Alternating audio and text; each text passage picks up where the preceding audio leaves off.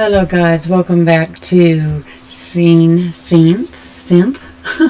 Oh my goodness guys, yes, it's a good day and gotta play around a little bit. Can't say it completely right, my accent is weird. But anyway, thank you guys for coming back to Synth, and I'm so glad you're here. And I have gotten a request and a comment from my last video.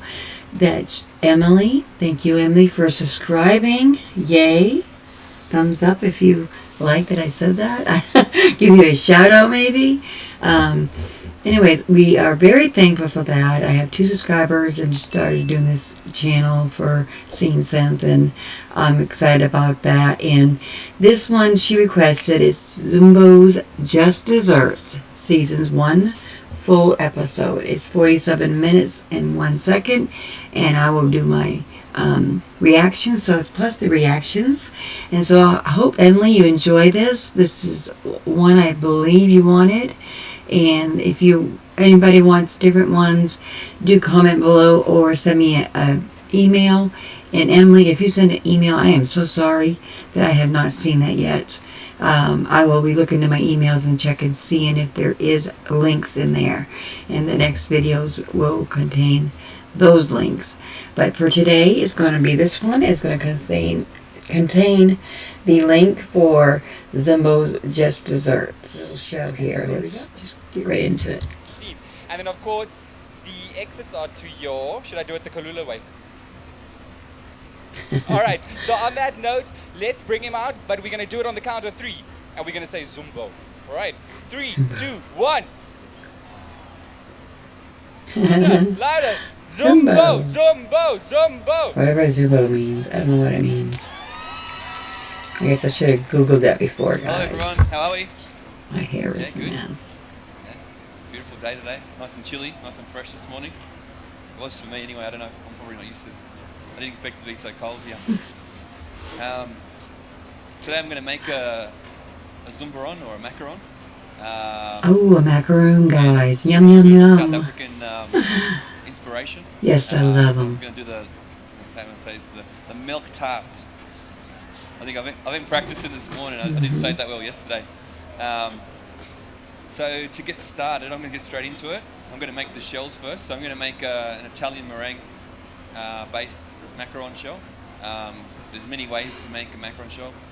French meringue, Swiss meringue, and they're all quite different in the way they... I think I've done the French meringue. I'm not sure about the other one, but I know I've done them and I love them. My daughter wants them for her birthday, so guess what? We'll be making some for her birthday. Make them and the end result. I prefer Italian meringue because it's a lot more consistent. Use the hot sugar to stabilise the egg whites. And I also use Swiss meringue a lot at work, which is another way of heating the egg whites and sugar over bain-marie 65 and then whipping it till it's cool.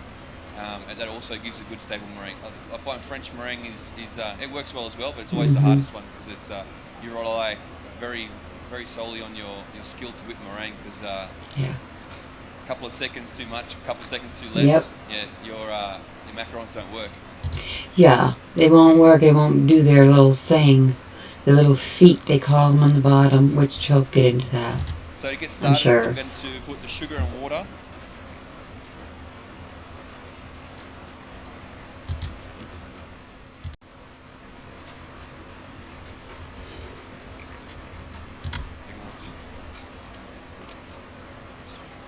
Into the saucepan. So I always put the water in first. Whenever I make sugar syrup, I always like to put the water in first. So it creates a barrier with the bottom of the saucepan. So there's water in there now. So when I add the sugar, as sugar's hygroscopic, the water's going to absorb. The water's going to absorb the sugar. Sorry, straight away. So if you can see, it starts to suck it all up. And if I was to leave that, eventually, probably in half an hour, without even doing anything, it will just dissolve. So rather than putting the sugar in first and then the water on top, which the sugar's touching the surface of the pot, and then I pour the water in, the water then absorbs into only one area of the sugar where you pour it. Or even if you pour it all over it, it still only absorbs on the top surface. And it takes a very long time to soak all the way through. So that... Yeah, guys, that's true. You gotta be careful, make sure it cycles through right. This way we avoid trying to to caramelise the sugar if I don't stir it. So I don't want to stir the sugar. So I don't like to stir the sugar for macarons or for caramel or anything like that. I always like to put it in like this and let it go. Stirring the sugar a lot of the time can crystallise the sugar. I like to just avoid that. I always try to make precautions and not have to get into that situation. So I'm just going to put that on the heat.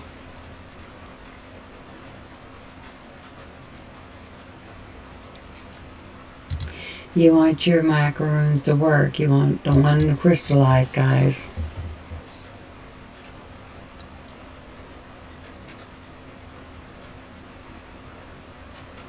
I'm going to cook this water and sugar up to 118 degrees.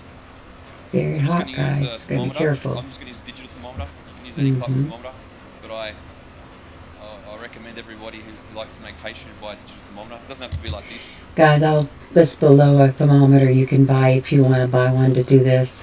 If you don't have one, I mean, it doesn't have to be nothing fancy, of course, but I will list some in the description below, down here in the comments, so you guys can go buy one, and it will be an affiliate link.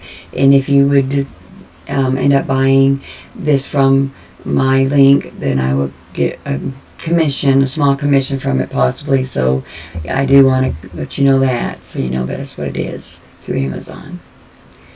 But I had gotten one through Amazon, and I may just go ahead and put that one and plus another one that I think is a good quality, good thermometers to use. This can be just like a little stick one that you hold. I have a stick one. Pastry is quite key with temperature. Temperature, whether it's a ganache or a custard or anything, and temperature is really key. You know, I always recommend it's a very handy tool to make great pastry. He's right. Okay, so I've got 2 lots of egg whites. 1 lot of egg white I'm just going to pop into the mixer. So I'm just using an electric mixer with a whisk attachment.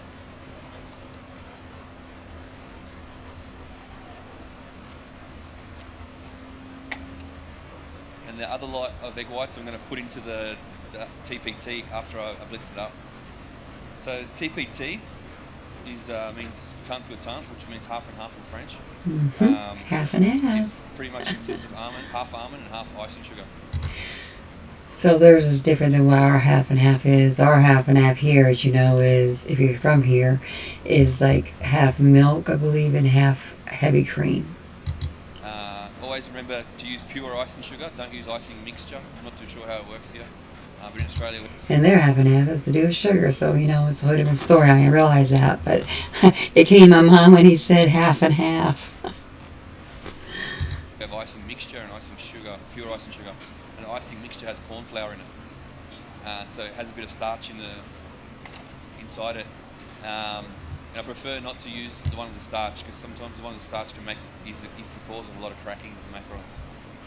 So always check the packet whenever you buy that icing sugar. Today I'm using almond meal. That way we get a better moisture content inside the shell of the end product of the macaron. Sorry guys, I'm trying to bring it further up, even though you'll see the red little line there, but I'm trying to make it so you see more of the video what they're doing. So even though I'm using almond meal, it's already a powder, I'm going to re-blitz it, because I want a finer powder to get a nicer shell. That's too coarse to make great macarons, yeah? You're always going to have a grainy sort of shell on the outside. So just pop it into a food processor. And it's going to blitz that up to a fine powder. Just be careful when you're blitzing it up. Don't over blitz it, because what happens is this will warm up the mixer, and the rotation speed will warm up the almonds and start to separate the natural oil out of the almonds. And you can easily make it into a paste. Yeah, so. Yes, when I used almond flour, when I first started making macarons, it was very, it was coarse, or what do you want to call it. It wasn't, there's a word for it. It wasn't, what is it called? It wasn't fine. It was very coarse, and I would have to do that to make it work right. He did the same thing I do. Shake that, baby. Shake it.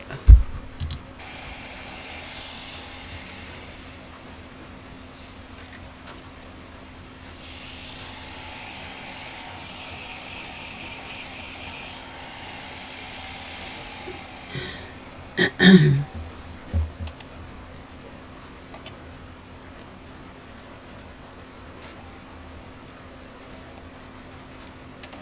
so just take that off the blitzer, then you can see we have a much finer powder. If I was to, and it's all mixed nicely. I don't need to sieve it. I've got a really fine powder. Yeah. I can use that. I love using my processor to do that. They work so good. And if you don't have one, again, I can put some links below if you're interested. Yeah, they're good machines to use to make things fine for you. I mean, I'm glad I got one. I don't know what I'd ever done without one. Straight away. If you use whole almonds, it's best to rest it for a day or two. Make it a day ahead. Just lets a little bit of that natural oil moisture sort of dry out a little bit, so it's not too Sorry, guys. too pasty. Sometimes it can be a little bit thick from the mixing.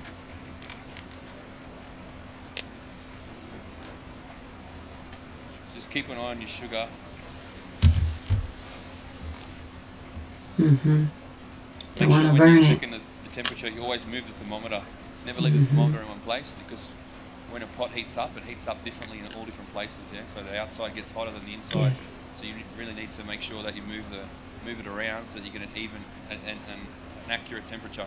If I was to leave it just there, you can see the temperature always changes quite dramatically sometimes. You know what I mean? So if I move it around, it always drops a little bit or goes up depending on where the heat and it's a little bit colder. Okay, now that it's on about 110, between 100 and 110, I always like to turn the egg whites on.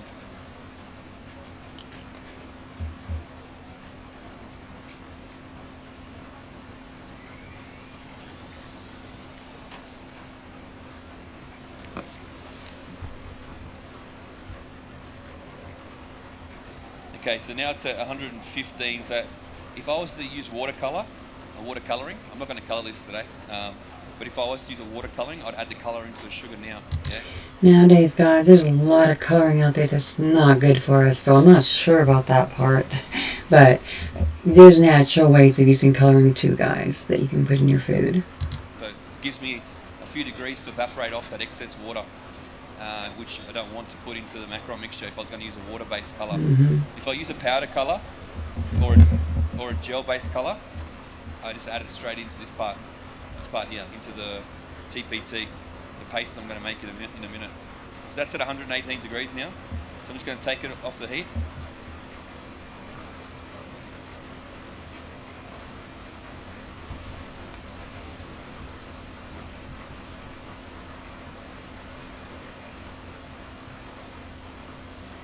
If you overcook this sugar syrup, yeah, if it goes 120, 125, don't throw it away, huh? You just add a little bit of water and recook it. Yeah. It'll come down. So what happens when we add water and sugar together?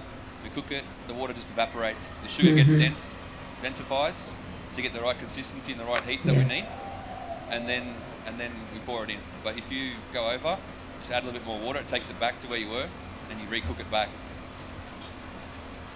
So I just want the eggs to come up a little bit, so they get a little bit frothy, and then I'm just going to run the sugar down the side of the bowl.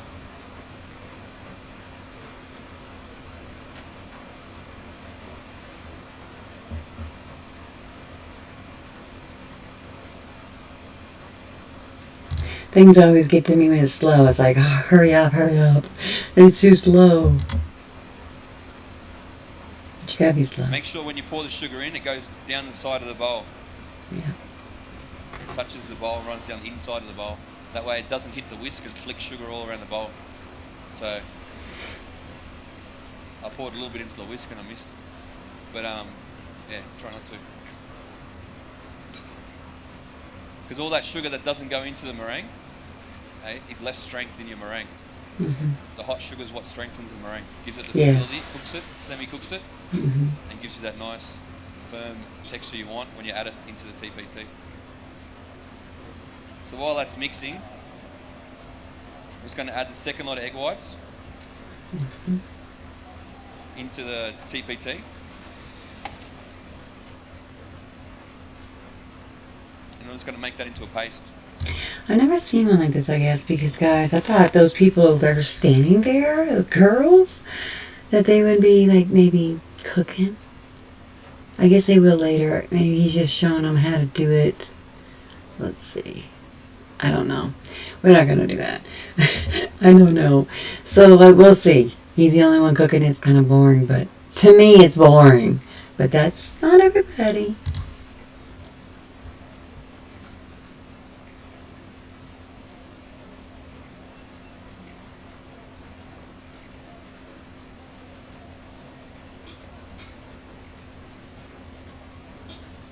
If anyone has a question for Adriano, please put up your hand. Now's the chance. Yeah, ask me anything. Anything you want to know, I'm happy to tell you. Yeah, question, gents? I put you on the spot now. Mm-hmm. It's good to see a lot of gents here. Usually the crowd is just filled with ladies. Yesterday there was just ladies. Guys, I just happened to notice his mixer, and it's a nice mixer, a very nice mixer. But I have one that I really like, and it's a nice one. But I'll also put that down there for you in case you'd be interested. But if you're not, that's fine. I just wanted to help you out if you don't have one, if you want to know what's a good one. And I have one of these Bosch that I got, so I'm happy to share what I purchased. So it's good to see a balance. All right, we've got a question up there.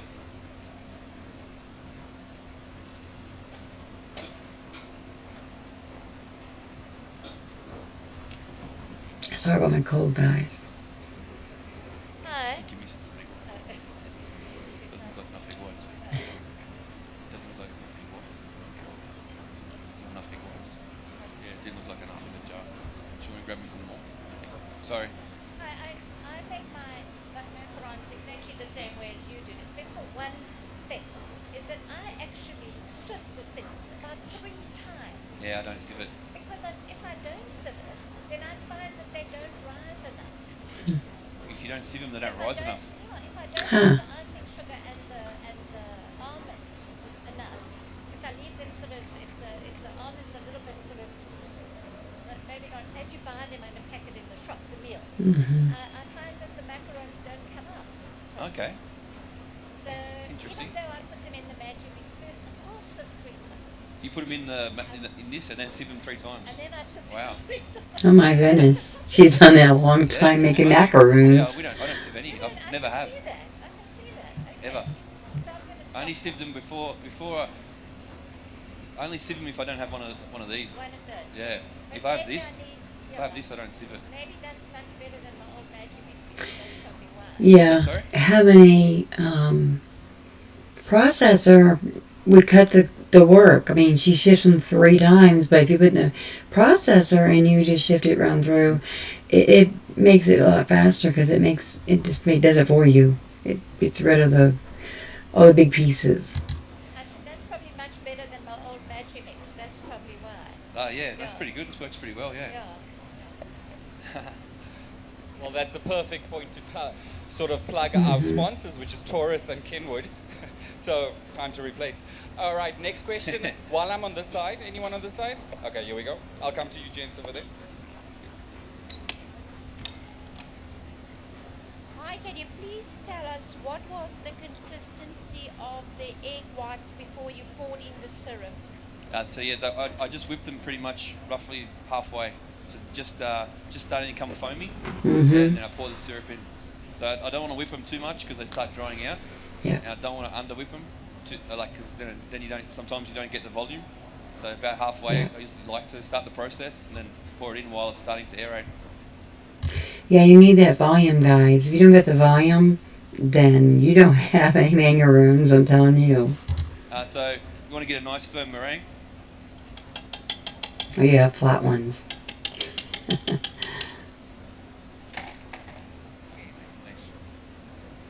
So I'm just going to add a bit more egg whites because I don't think there was enough in the way up. Because I can see that the paste is a little bit dry. Mm-hmm. Adriano, we've got another question over here. Yeah, go for it.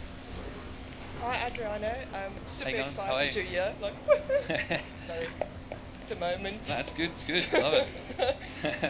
Do you prefer gel colouring or the powders? Do you have a preference? I used to use gel colouring, but I guess now at work we make quite a lot, so the gel colouring became hard to use because we just go through bottles and bottles. So now we use powder, but I'm a big fan of powder or gel. I think they're both very concentrated. They both work really well. Okay, guys, I didn't know what they were saying. They were saying gel. That is so funny. When I use food coloring, even though I don't care for finding out all the things that's bad for us, I use the gel. We use powder and we mix it equal amounts of water to powder. So 50%. So 1 gram of powder, 1 gram of water. Make it into a paste, and then we add it into this mixture here. Yeah. So same with the gel color, add it into this because there's not much water in it. So there's no need to evaporate it off. It doesn't change the consistency of the batter. Adriano, Yep. besides the milk tart or milk tat, have you tasted any other local flavours? Are there any flavours you'll perhaps be taking back with you? Have you had Mulva pudding? Have you had Cook Sisters? I haven't. I know of them, but I haven't had them yet. So hopefully, I've got a day off tomorrow, my last day before I head home tomorrow night, and hopefully I'll spend the day tasting a few of those things. Ooh. Yeah. Yes. And I can guarantee you all the ladies in the audience is like, I'm free tomorrow. All right, next question. That's crazy. Hi, Adriana. I just want to know, in your book you use a lot of egg white powder, which we can get here, but it's not so readily available. What is Yep. the purpose? Or The egg white powder is what just it? to add a little bit of extra protein to the mixture to give it a little bit more stability. You don't have to use it. It's mainly we use it mainly in big batches. You know, when we're using a big volume to give us a little bit more strength. Because the bigger the volume, sometimes you lose a little bit of stability because of the mass. So we add egg white powder. It's just pretty much dehydrated egg whites. So egg whites are 90% This is water, kind of and 10% protein. slow So going, it's taking the Emily. protein out of the egg whites. But I might have got the wrong Just add videos. that in. So you don't have to use it, definitely. But with your egg whites, especially with these ones, it's best to use aged egg whites. For the ones that you whip, I always like to use egg whites that are like 3 days to at least a week old. Yeah, I put them out on the bench, leave them out in your kitchen bench for 3 to 5 days, let them age. You know, Yeah. start to break down, start to get nice and watery, and they start to build a little bit of acidity. And the acidity helps you when they whip to get more strength. Yeah, and that's another way of eliminating egg white powder as well. But anything over a week, after you age them for a week, I'd put them back in the fridge just to keep them. Just depending on, I'm sure it gets quite warm here in the summer and all that sort of stuff. So don't leave them out for too long because they'll actually just go off. Yeah, so put them back in the fridge after after they get quite warm. The words he used, I don't know, go off like they're gonna go bad. I mean, they're gonna go bad. You could throw them away. Yeah, if you sit them on the sideboard too long, it won't be for too long, and they won't be good. Especially if they've been in the fridge and you put them back out. They just no. Watery, that's all you want to get them to, nice and broken down.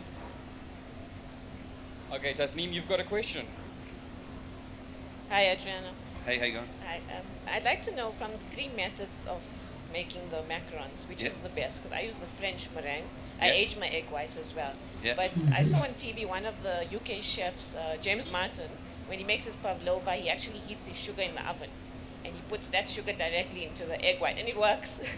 So that's a fun way of making macarons. But which do you recommend is the best? Because I use the French at the moment. Yeah, well, I mean, French is good, but if you've got the skill, it's great. You know what I mean? It works. It's lower in sugar as well. You know, you get less sweetness through the shell. But it is the hardest, I find, because the meringue is at its most unstable.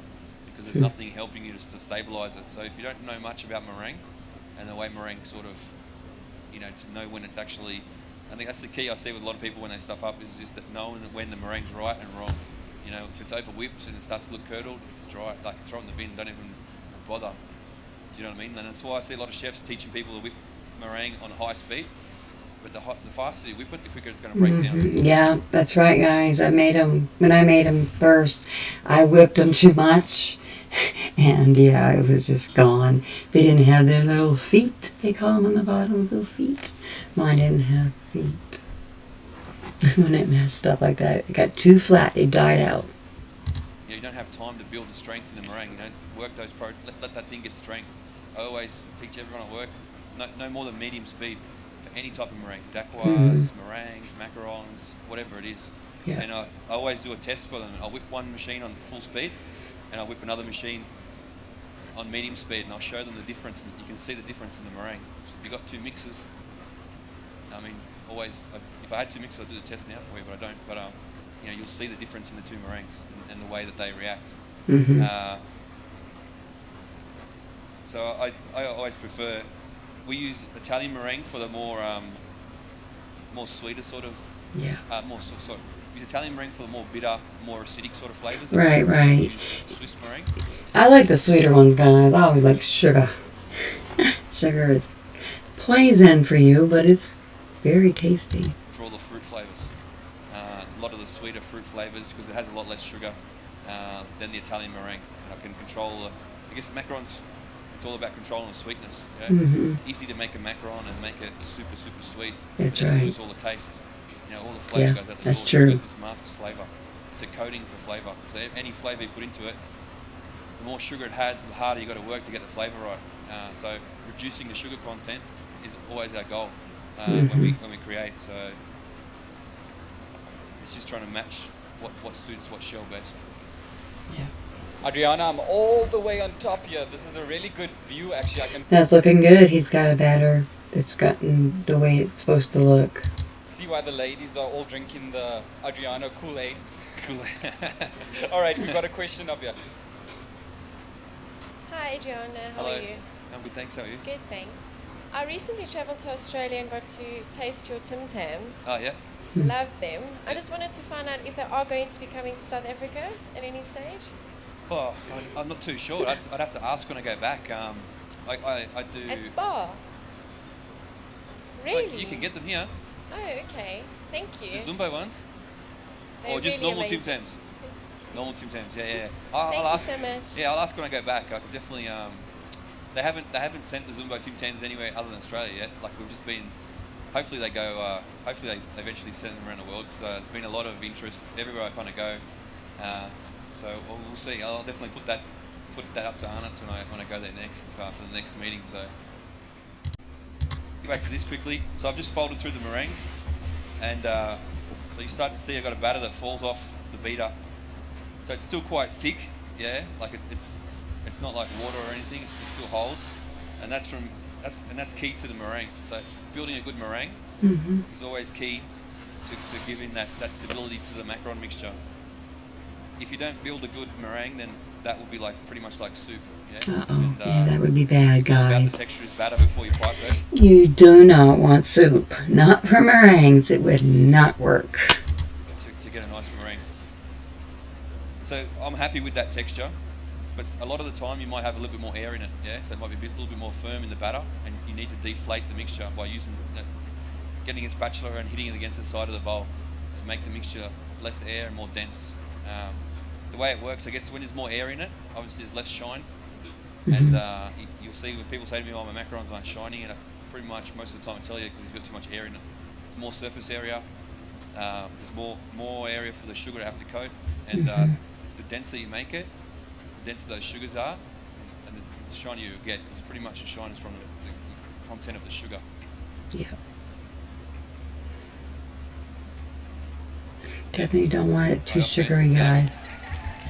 South Africa, Have a safe trip. Brent's off.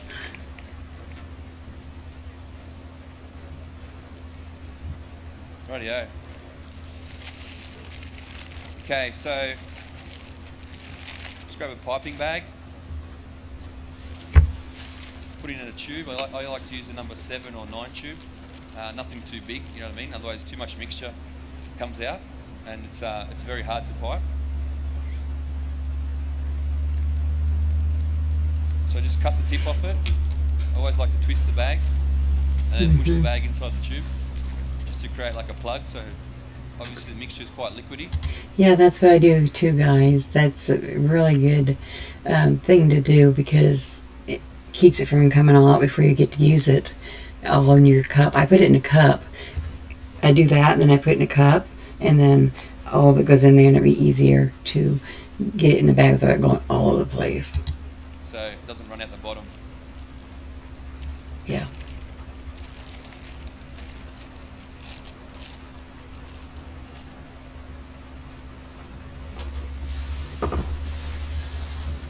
There we go. And he did not put it in a cup, did he?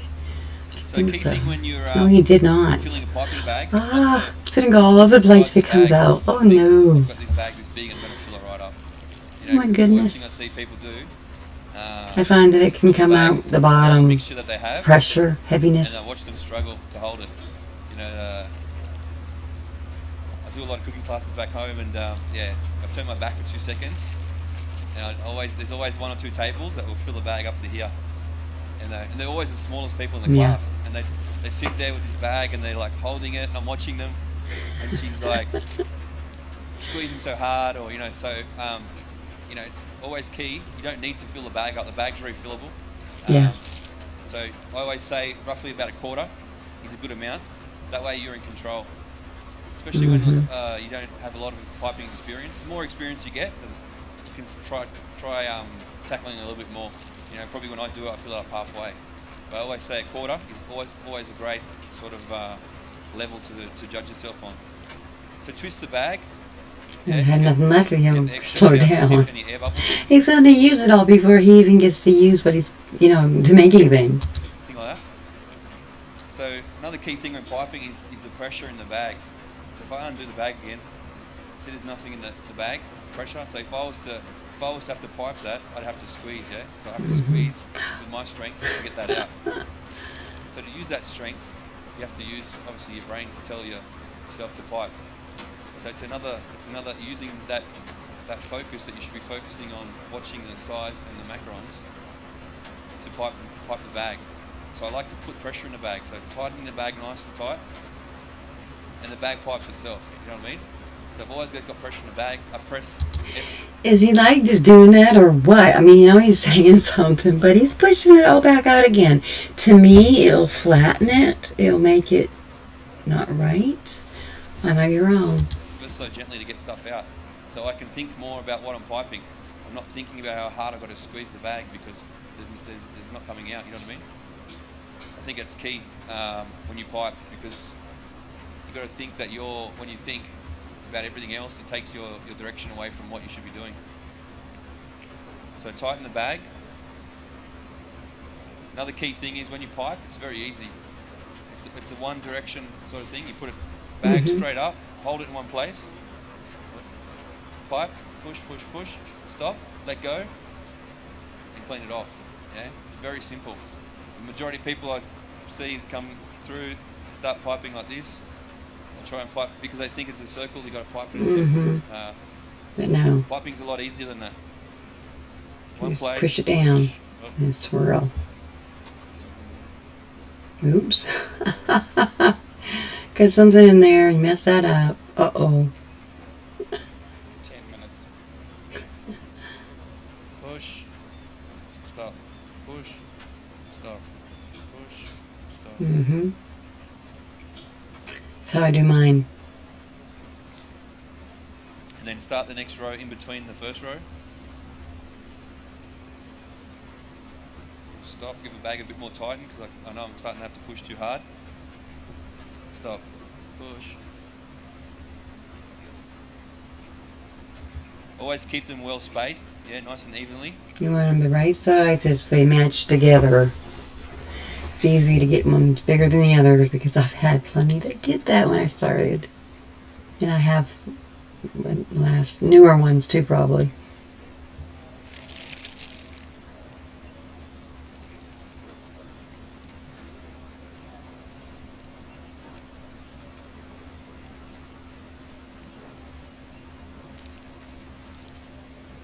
Oops.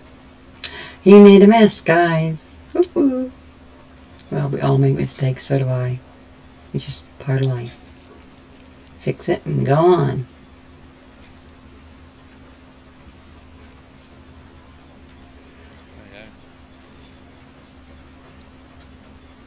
Okay, so once I've finished piping, you can see that they sort of nearly fall into the right position. They've got a nice shine to them. They're not massively domed over like all mountains, which they shouldn't be. I always give them I always like to give careful. them a tap on the edge. Oh my goodness, I thought he was going to fall at all. Oh my goodness, careful. And the thicker the mix, the more you have to tap it. But I know the mixture is quite good. It's not too thick.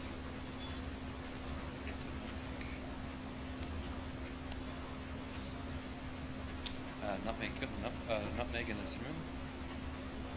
And the sieve. I think I like the livelier ones, guys, where they move a lot and do things. It's like, it seems so slow. I guess I picked the wrong one. Make the ganache. Even though macaroons are good. So the first thing I'll do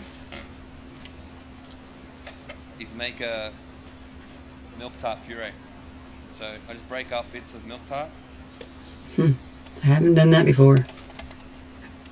And turn into a puree. I always find the best way to get the right flavour when you're trying to copy a already product is to use the product. You know, when I make pancake macarons, I make pancakes. I put them in there with maple syrup, you know, and a little bit of milk, and I blitz it up into a paste, and you get the same taste that you do when you eat pancakes. Obviously, it doesn't look as good, but Yeah. thanks.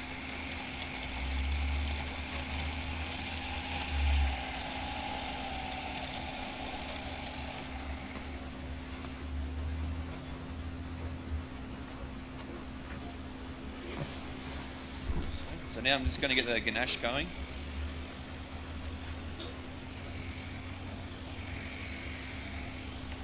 These are different than what I made. I think I made the French macaroons. I think that's what I've been making. These seem different, and I'm not sure how they're going to look. Sure, like a macaroon. So I just got cream.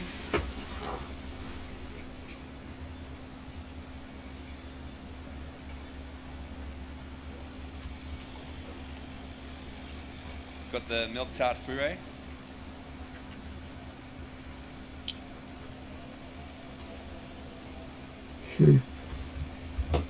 That's definitely different than how I do it.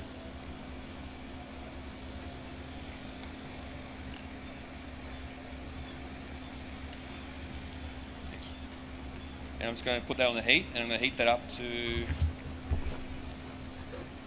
65 degrees.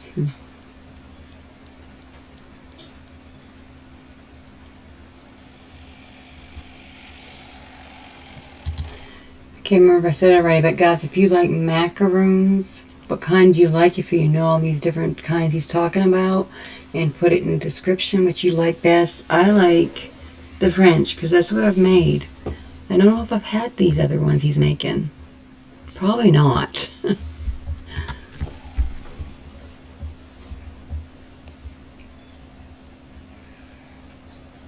So the reason why I'm going to heat that to 65 degrees is because I want my ganache to set quite quickly. So I'm just showing you the way to make a ganache set quicker. Obviously it won't set in time for what I'm going to do. I've got one already made, but the way I do this ganache is the ganache will be able to set within an hour to 2 hours. Ready to set completely firm without putting it in the fridge at room temperature. So I think it's key to always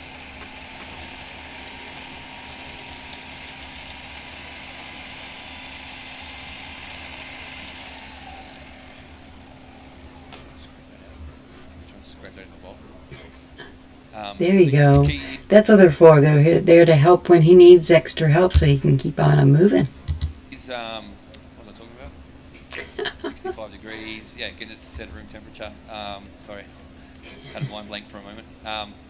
The key is what I find is when you're doing ganaches or fillings for macarons is to keep them at room temperature. That way they're always at the right temperature you need to use to pipe it. Yeah, putting a ganache in a fridge would make it go rock hard.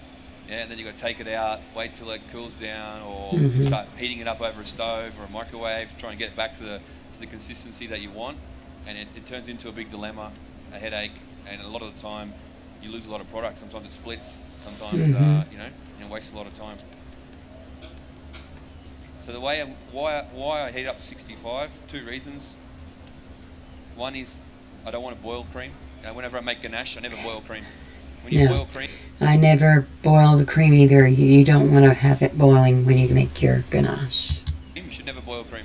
No. You know, that's what I believe in. It's not what everyone believes in, but you start evaporating off liquid. Yeah, because the majority of the cream's water. So as soon as you start boiling something, it's evaporating. Yeah. So once you start that process, you evaporate off and change the consistency of the recipe. You sure So have. always, even if I'm not doing a ganache or whatever, I'll heat it only up to 90 degrees. Any time that I use cream or milk or whatever it is, I'll never boil it. In this case, I am. I'll just take it out. Yeah. So I'm using this temperature of 60 to 65 degrees to activate the cocoa butter in the chocolate. You know, the majority of chocolate is cocoa butter based, yeah? Mm-hmm. So I want to drop this temperature of this ganache when it comes out. I want it to be between 30 and 35 degrees, roughly, you know what I mean? Yep. That's the temperature that cocoa butter pretty much crystallizes at, around 30, 35 degrees.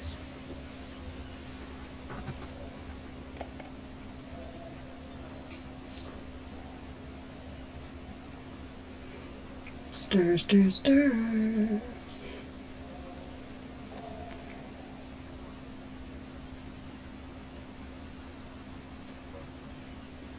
It seems so slow. Let's move, move, move. Oh, glorious, slow. I am not a slow-paced person, which some of the cooking ends up that way. Left them before. So just sprinkle some mixture of nutmeg and cinnamon Yum. on top of the shells. I almost wonder if that'll weigh it down. Maybe not.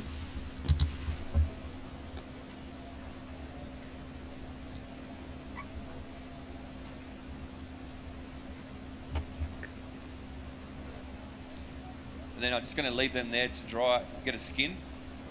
Yeah. They got to get a skin over them, guys. I left them for like 30 minutes. Enough time for them to get their little skin hard enough so when they go in the oven, they'll be able to rise and the feet will be on the bottom part. So I want those macaron shells to get a skin and go touch dry, yeah? So when I piped them, when I touched them, obviously the macaron mixture would stick to my finger. It'd be sticky. So I wanted to leave it until I touch it and it doesn't stick to my finger. Yeah, so that's when I know they're ready to bake. Yep. Adriano, we've got a question from the audience. Yeah, go for it. Hi, Adriano. Hey, how you going? Huge fan. I was at your store actually 2 weeks ago. Oh, really? So Yeah, yeah, nice. you come up with the most amazing flavors. Now, what's the thought process in creating a salted butter popcorn or a toasted marshmallow or something like that? And then do any not work? Like, What was that, sorry? do any not work? Like some of the flavors you try? Because some Not of them work? are really Oh, out yeah, there. some don't work, yeah, definitely. A lot of those ones, you know, usually we try and work on it until we get it right. You know, some might get quite quickly, some might take a lot longer. But things like those flavors that you just mentioned, a lot of it's nostalgia, you know what I mean? Like being a kid, eating popcorn at the movies, you know, like why not make it into a macaron? It's things like that, that's where I sort of get inspiration for those sort of things from. Toasted marshmallows, you know, I used to be in Scouts when I was a kid, you know what I mean? And all the little memories I had, and having this skill and being in the industry and always trying to come up with something different. You sort of just kind of, you always, when you're thinking, you're going through all the different things, and or when you travel, you meet new people, see new things. Supermarkets, for me, a lot of inspiration. Going through the aisles, looking at things, what can I use? Yeah, so various things like that are always quite key to coming up with new flavours.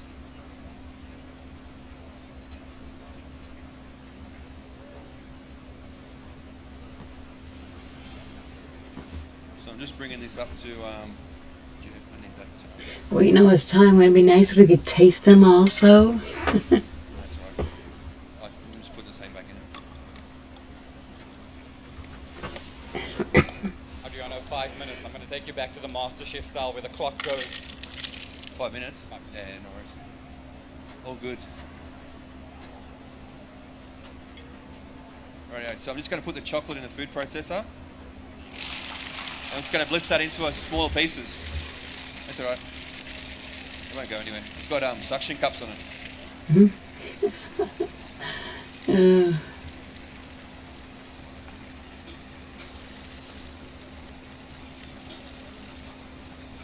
The lady in the audience with the magic mixer, can your machine do that? Hey?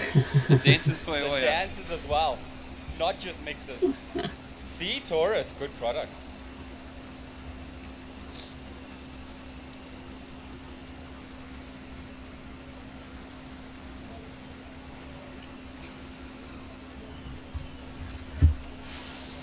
Now, the Zumbo's one, guys.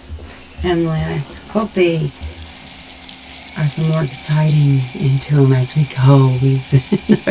This one's not as exciting, but it's like macarons. So that when I add the cream and milk tart mixture to it, and it's going to be a lot easier to melt, bring it into a smooth ganache. Mm-hmm. I'm making the ganache in a food processor. It's my favourite way of making ganache at work. We've got a big food processor. We make it always in there. It's a lot easier using the blade. It helps you chop the chocolate. And like I said before, with the temperature control, you're going to see I get a nice, smooth, shiny ganache. It's always, not many air bubbles. It's always quite consistent, and it's a lot easier. You know what I mean? Than rather than pouring it over chocolate. Then it's there. Sometimes it doesn't all melt. Sometimes, you know, you got the hand blender out. You know, so like, I always try and look at ways of doing things a lot easier. Mm-hmm. So just pour the.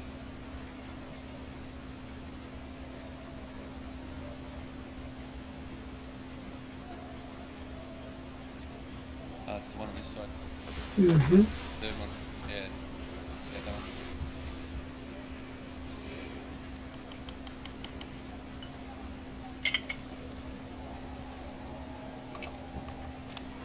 Just pour it in. Turn it on, bring it together, and you'll see when all the chocolate's disappeared, it's ready to roll. The volume seems real low. I hope you guys can hear it good.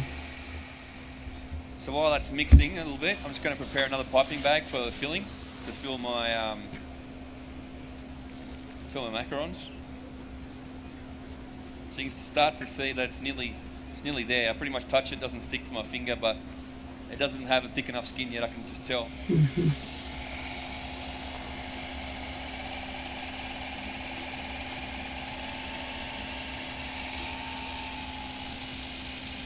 It's making me hungry. It makes you really hungry. It's like, oh, where's mine? But when it's all done, I'm not going to get any. But you know why? It's going to be that way. That way with all my videos. It's going to be that way. I'm not going to get a bite.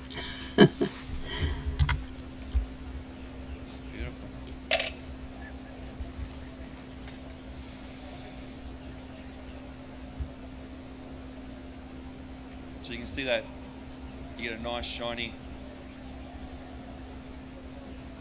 See the ganache is quite thick already, and if you were to come back in a couple of hours, it's set, you know what I mean? Completely, without any fridge.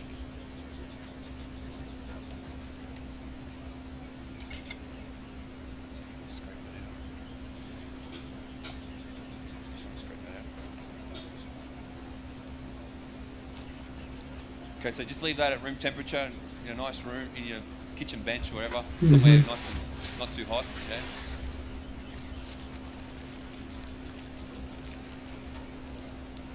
So same thing, I just plug the end of the piping bag. Hopefully it stays. Seems like it should be in a cup to hold. And this is prepared ganache.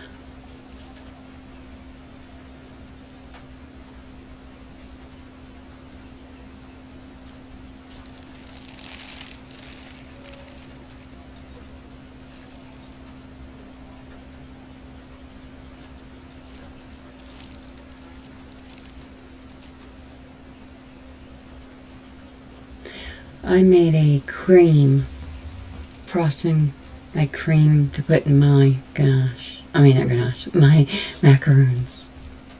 It was yummy. Okay, once again, don't put too much in the bag, especially with the filling, because filling can sometimes be a lot thicker. Mm-hmm. Won't be long.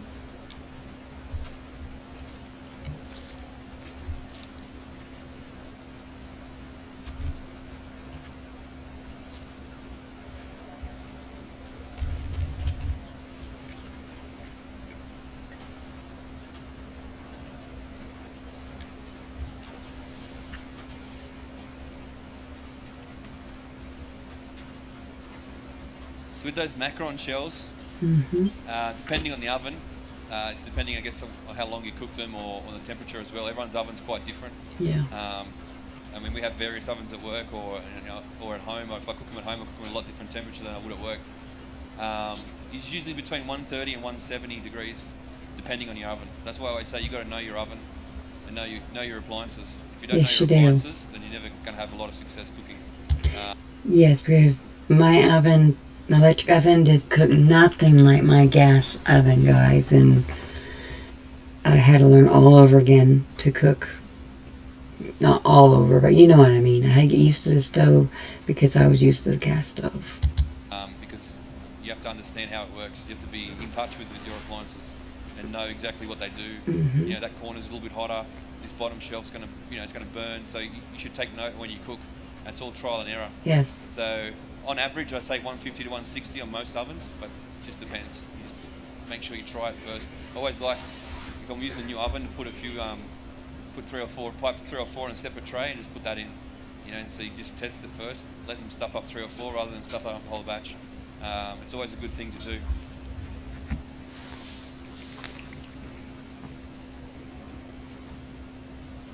So now coming to the filling. So after they come out, just make sure you flip them and just match the sizes as best as you can. He's not really showing you the feet. Fill them with the Well, filling. his don't have feet, guys. Wait a minute. Wait a minute. There's no feet on these ones. These are not the kind I make. So these are totally different for sure. Always make sure you're very generous with the filling, yeah? The filling is the only place most of the flavour comes from. And there's too many places that give you a stingy filling. It's all about, yeah, it's like the filling should be the same size as the shell. It should go shell, filling, shell, and they should be all equal sizes. Not a little dot in the middle like this just to stick it together. No. Do you know what I mean? Because then you're just pretty much eating biscuit. It's not a macaron. It's just like 2 biscuits stuck together with a little bit of like a little bit of ganache or jam or whatever you put in it. Well, I guess maybe there's a little bit of feet down there. Not much. You know, the whole purpose of the macaron is the filling. After we fill them, that we age them for 2 days in the fridge. Yeah, before we eat that's a them. good idea. Yeah, and we put them in the fridge for 2 reasons: that the moisture from the filling absorbs in the inner part of the shell, and the moisture from the cool room will absorb into the shell as well. Makes them better. Sort of like an osmosis effect.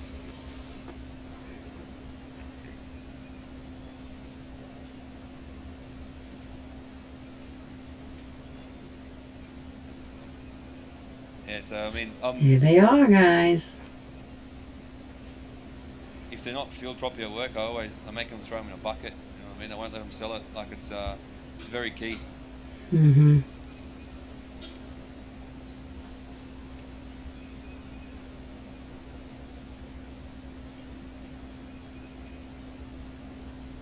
Good job. You made some yummy, yummy macarons.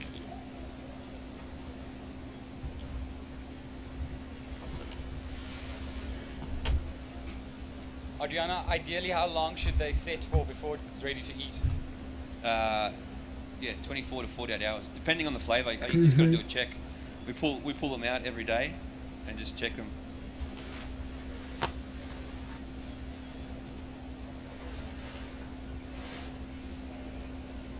And yesterday you mentioned it lasts up to 4 months. Is that true? Yeah, up to 4 months in the freezer. In the Once freezer. they're filled. It's not going to last all 4 months if it's not in the freezer, guys. And if you have them in the fridge or on a sideboard or wherever you put them, they're probably going to be gone quick by getting eaten. You can store them in the freezer now, and they last up to 4 months. Up to 4 months, but I imagine, as at my home, it never lasts longer than at the time you buy it, right? Yeah, exactly. That's right.